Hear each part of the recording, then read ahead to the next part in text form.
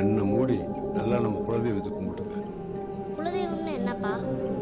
குலதெய்வம்னா நம்ம பாட்டை முப்பாட்டேன், அவங்களோட பாட்டை முப்பாட்டேன், எல்லாரும் தலைமுறை தலைமுறையாக வந்து இங்கே சாமி கும்பிட்டு